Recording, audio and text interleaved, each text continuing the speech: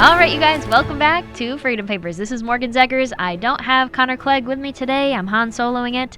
We're talking about Federalist Paper 25. Let's get right into it because this is actually a really good paper. I mean, it's like short, but chock full of some good arguments. Not only that, it's a good ping-pong situation between the Anti-federalists and the Federalists. And you guys, if you've been listening to the episodes by now, you know that that is some of my favorite stuff. Seeing the kind of language that they used, seeing the arguments they used against each other, and then seeing how we ended up where we are today after the two sides fought it out. Peacefully, of course. What can I say? Sad Connor can't make it. Love him so much. Love when he can join, but he had work to do for the Charlie Kirk show. So thank you, Connor, for usually coming on. You guys, if you go to tpusa.com/SAS, you can get your tickets for SAS and use code Morgan for a big O discount. And then if you go to tpusa.com/YWLS, you can get a big O discount to go to Young Women's Leadership Summit, which is coming up before SAS in June in Dallas. So I really will be so excited at both events. I hope you guys are there. And if you use code Morgan, you could get discounts to both of those events, tpusa.com/SAS and tpusa.com/YWLS. That's how you get your tickets. Use code Morgan. All right, I think I've done my due diligence with promoting the events. Let's get on into the paper. This one is called, wow, I'm shocked, Paper 25. Brace yourselves. Is called The Same Subject Continued. I know that you're not used to this. This is very new language. Okay, I need to stop. Yeah, I know that this is very new for you, but this is called The Same Subject Continued. It's like they've never done that one before.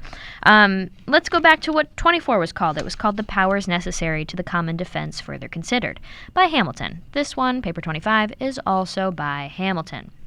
Now, you guys, usually I kind of like to go through the paper and talk about the topics and go in order, but this one's a little chaotic, okay? There's a bunch of major lessons in here, major points that he makes, and I sort of made the notes for this episode by topic and category instead of the order that they're listed out in the paper. So bear with me.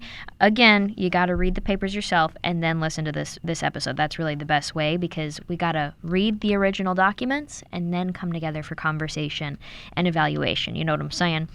That being said, let's get on into it. So Hamilton here in this paper is continuing his defense that the legislature of the federal government that would be created under the Constitution should be able to raise armies and maintain armies during times of peace. You had on the other side the Anti-federalists, and we don't not like the Anti-federalists, you guys, but you're going to see I am more on the side of the Federalists in this paper. I also side with the Anti-federalists sometimes, but what they were advocating for in this argument specifically is this wide and unclear, I guess you could say, argument that the state governments should be in control of raising armies in the name of national defense, common defense, and that the federal government would be too corrupt and potentially tyrannical if it had the power to maintain, or raise armies during times of peace. Now, I like this article or this paper by Hamilton because it just goes one after another of addressing basic facts.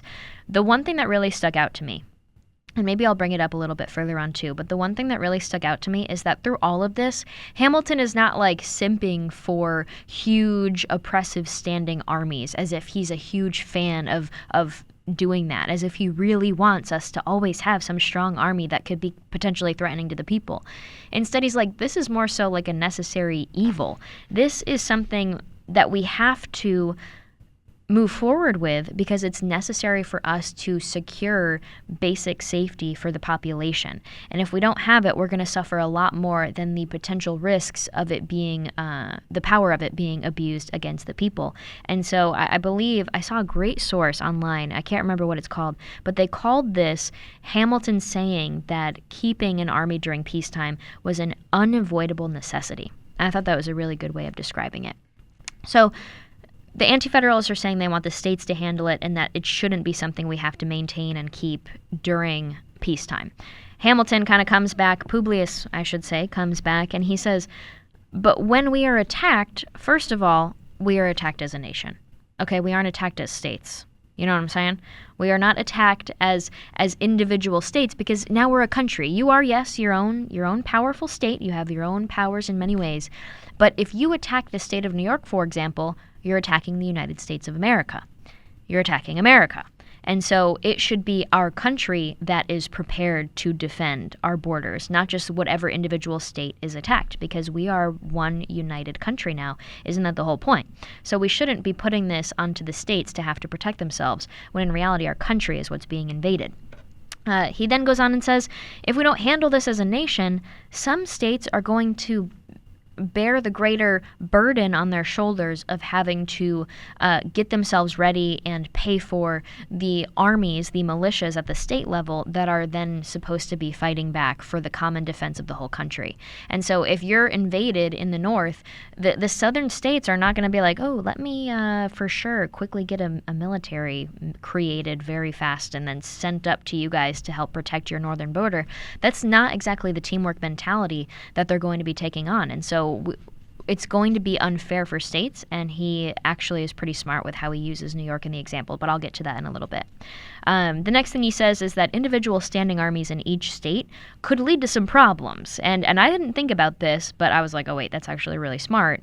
He says state governments could be tempted to use their force to handle state-level problems between bordering states, and as these individual state armies that get more and more powerful because they are intended and supposed to be responsible for protecting the whole common defense. So like they're probably going to become quite strong, especially if the states have the proper resources and money and men.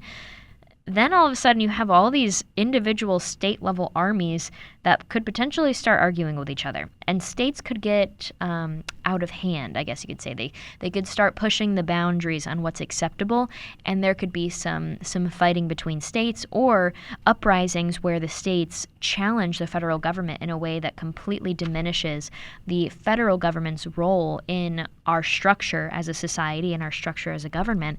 And that diminishes the national government's authority. And what we've learned was, remember the Netherlands paper and many other references?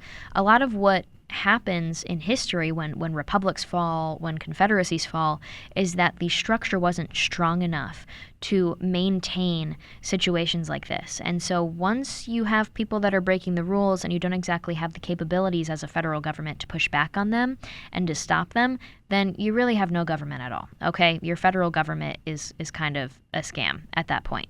So those were some of the issues brought up by Hamilton, just with that main point that the Anti-federalists had of, this should be handled at the state level and we shouldn't have a common army at all, or military.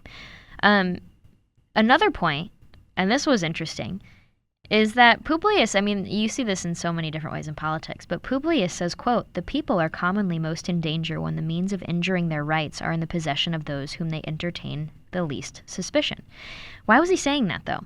Well, he was saying it because the Anti-federalists, of course, as you guys should know by now, were really worried about repeating a King George in America, the American version. They didn't want to live in a society where they were oppressed by a higher power in government after they just fought for independence from an oppressive colonist monarch, King George, over in Great Britain.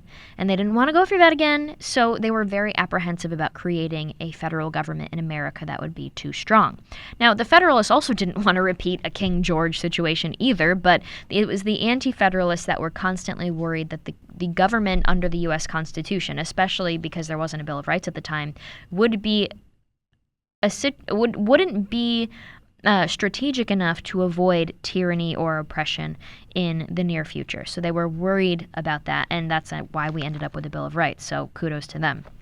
But Publius is saying, so you're worried, you guys, that the federal government's army is going to oppress the people, but he lays out a perfect argument in Federalist Paper 25 that when you have the situation of then giving the power and the resources and the money responsibility to all the individual states, you're now going to have people who think, oh, my big worry is to pay attention to the federal government. I'm not going to worry about the state and local governments and what they could do to me because the big bad federal government is really what I should worry about. So as they're worried about this federal government potential tyranny and oppression, they aren't paying attention to the fact that it's actually the small state military that's gaining more and more power. The state government is gaining more and more power, and that's actually going to be what ends up hurting them and oppressing them and leading to bad things in their life. And so back to that quote, the people are commonly most in danger when the means of injuring their rights are in possession of those whom they entertain the least suspicion. So people aren't going to be as suspicious of their home communities, and by that they meant the local governments and the state governments, and they're going to assume, well, that can never happen here. But then what do you know? That'll actually be probably the root cause of tyranny that they experience. Now, you see that play out in a similar way, I guess you could say, but think about it like living in a state of Texas versus a state like California. Your state could absolutely get too much power over your life. Your state could absolutely start hurting you with oppressive policies, and it just depends what state you live in. So we see that, and if people were more aware of that, I think they would worry about it. But here's the thing. In modern politics, everybody looks at our president or Congress or Nancy Pelosi and these national figures, and they say, well, whoever's in those positions, that's what matters, and my life will be good or bad depending on who is in that position. Whether it's Supreme Court justices, like how they freaked out about Justice Kavanaugh getting put on the Supreme Court, or they freaked out about President Trump being in office. All these things. People assume that their life is going to be most affected by one person in a high federal government position, when in reality, your life is actually being harmed and your liberties are being oppressed in a lot more ways at the local and state level, but you just don't see it because we don't understand how much power they really have now. So, I mean, it's that concept of like, if you want to get an addition built on your house, you have to like pay how much money and get how many approvals and go through how many processes in your local government before you're allowed to do it. Most people can't even put chickens in their backyard now, and I thought this was America. But yeah, looking at like local ordinances makes me like a libertarian, I swear. But I'm a conservative. I'm just kidding, you guys. So I thought that was interesting. Good lesson. And it's the same similar mentality of like, listen, the people that give you all those, happy, sweet, well-intentioned words like progress and love and equity and equality. And I can't even think of the leftist jargon right now because my brain is mush because of what these people make us keep up with all the time. They need to give me a dictionary to keep up. Whenever we hear those things, so many people fall for it, and we think, oh, I don't have to worry about them. They're trying to bring us progress. And so, yeah, I mean, it's a lie. And it's often the people that promise progress the most in society, these radical leftists, that end up being the most dangerous and the most hurtful to humanity. I mean, look at all the millions of people that died from just famine because of the failed economic policies of socialism and communism that were promised to uplift the working class and free the people from suffering. But I digress. I'm going on a rant now. You can't get me talking about communism and not expect me to bring this kind of stuff up, you guys. Now, before we get into more like the quotes, because like I said, this paper was a little weird in the sense of how it's structured, there's another big theme, and I thought it was military readiness. So do the anti-federalists, this is what Publius is asking. He's like, are you guys saying, with your vague worries, are you saying that we can't keep an army during a time of peace? Or are you saying we can't start an army during a time of peace? Because apparently at the time, the anti-federalists were being too vague. And they were just in general throwing out these vague accusations and worries about what it meant to have an army during a time of peace. And so Hamilton is like, you guys need to get your crap together because we don't know what you're saying here.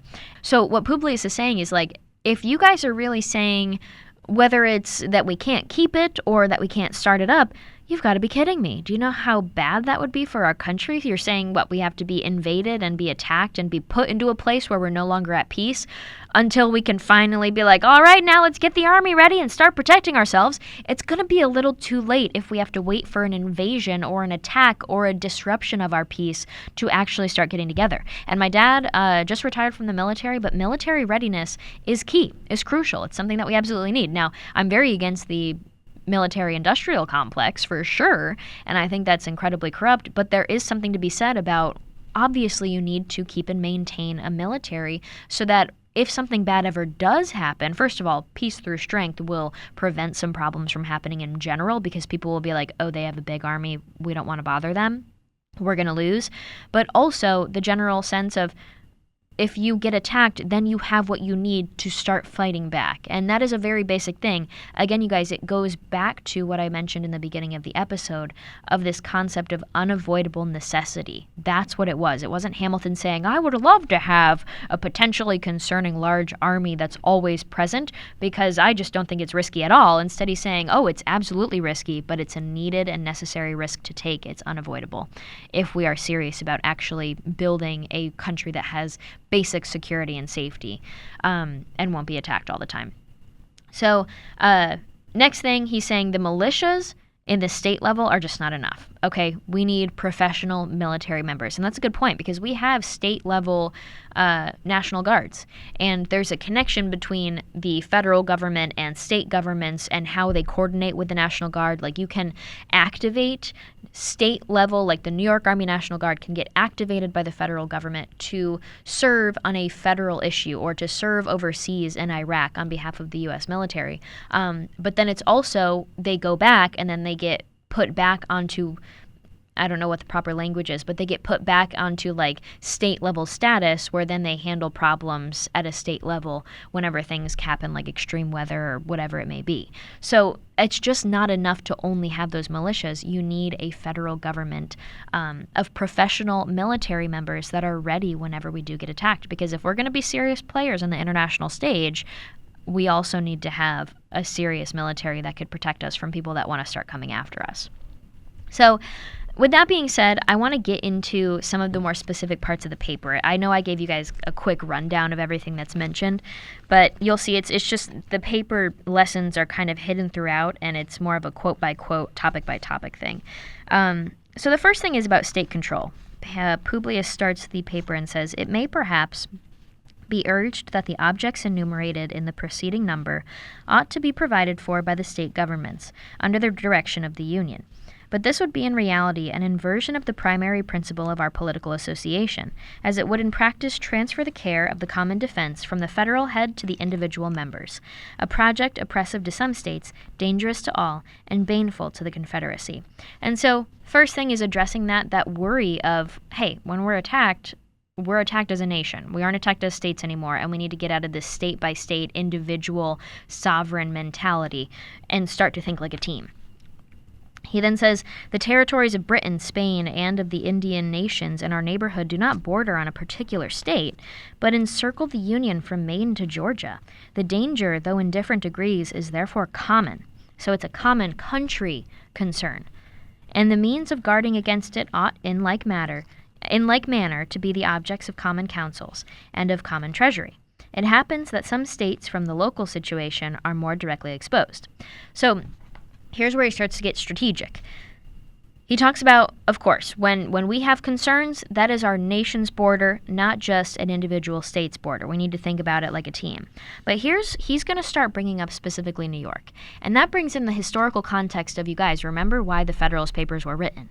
They were intended to convince the states that still hadn't voted to ratify the U.S. Constitution, but they needed 9 out of the 13 states in the Union to do so.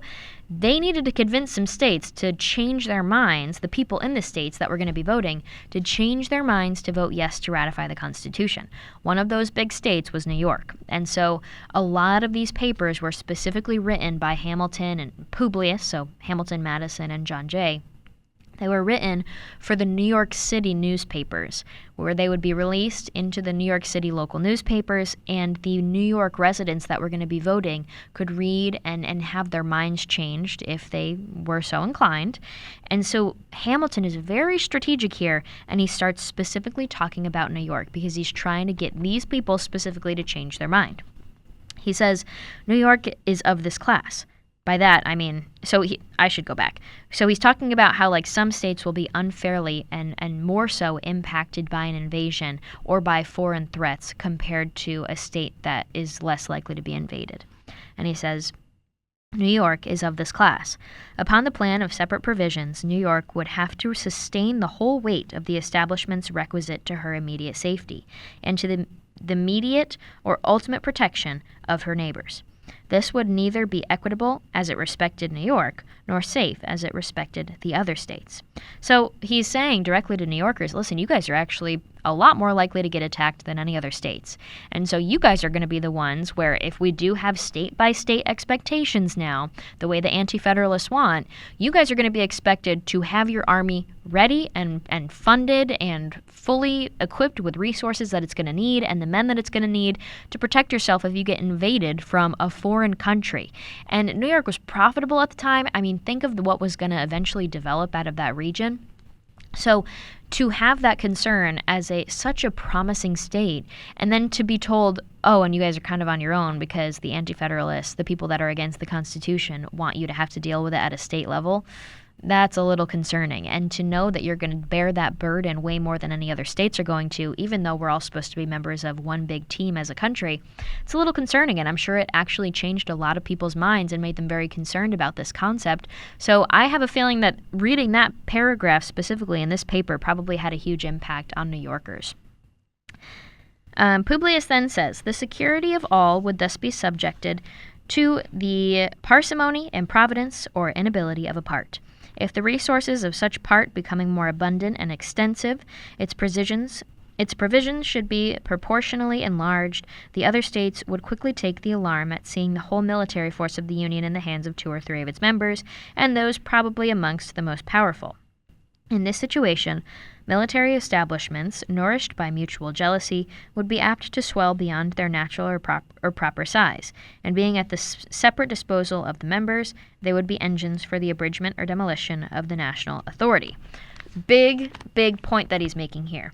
So, if individual states are expected to build their own armies and be ready for a foreign invasion, that means that states like New York, who are a lot more likely to be invaded, they're going to, over time, build much stronger militaries than other states that don't really have to worry about getting invaded or being a part of this creation of militaries.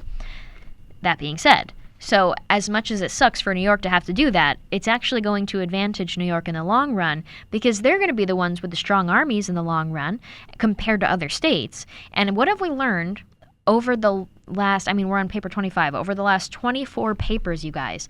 Some of the biggest lessons have been that the big guys start to oppress and push, infringe on the little guys. And so what he's alluding to there is that would happen, especially if you have one region where maybe all of the coastal states like New York and Massachusetts and these states that are a lot more likely to get invaded, they all start to build their larger armies. What if they start banding together and bullying the little guys? So it really ends up hurting people if you put this on a state-by-state level where there's a lot of inequalities and a lot of concerns about oppression of the minorities. Great point made. Next, he talks about a different subject. He goes, for it is a truth, for the experience of all ages has attested that the people are commonly most in danger when the means of enduring their rights are in the possession of those whom they entertain the least suspicion. So that's that quote that I brought up in the beginning, you guys, that idea that when you aren't paying attention and when you're thinking that your biggest concern is the federal government, so you want to limit their government power as much as possible, your attention is taken away from the fact that, oh wait, this growing level of power at our state government is actually what's going to be what hurts us in the end. That was the concern there, that if we made the boogeyman the federal government and stripped them of all potential power and gave it all to the states, you're only making just as much of a concern, but at the state level. And so those people in the state will suffer if their state level government is given too much power and control over them. So sorry for continuing to repeat that quote. It's like the 3rd time I read it, but it's a good point. The next one. This is a larger section.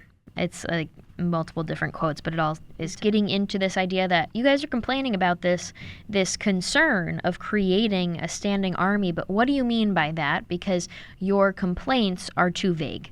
So next he says, the design of the objection which has been mentioned is to preclude standing armies in time of peace, though we have never been informed how far it is desired the prohibition should extend, whether to raising armies as well as to keeping them up in a season of tranquility or not. If it be confined to the latter, it will have no precise signification, and it will be ineffectual for the purpose intended. And then he goes on and he's like, who even can tell us what a time of peace is? He says, who shall judge of the continuance of the danger? And it's a very valid question. It's like, we don't know what a time of peace is. We don't know when an enemy is plotting against us. And so to be like, okay, we're now in a time of peace, everybody shut it down, that doesn't really make sense at all. And I totally get that. Totally see that one.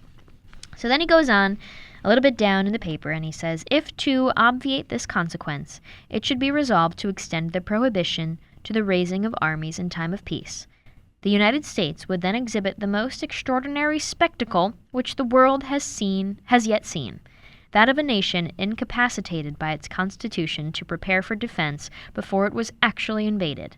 As the ceremony of a formal denunciation of war has of late fallen into disuse, the presence of an enemy within our territories must be waited for as the legal warrant to the government to begin its levies of men for the protection of the state. We must receive the blow before we could even prepare to return it. We must expose our property and liberty to the mercy of foreign invaders and invite them by our weakness to seize the naked and defenseless prey, because we are afraid that rulers created by our own choice, dependent on our will, might endanger that liberty by an abuse of the means necessary to its preservation. Oh my gosh! Guys, that was the most killer sentence I've read in a long time. Bravo, bravo. I mean, it makes a lot of sense when you think about it like that. So you're saying that we can't have an army, whether you mean raise up or maintain. First of all, please tell us. That's what he's saying. He's like, please explain what you even mean with this. But second, no matter what you mean, whether it means you can't maintain it or you can't keep it or you can't raise it up during a time of peace, what would you like us to do other than that?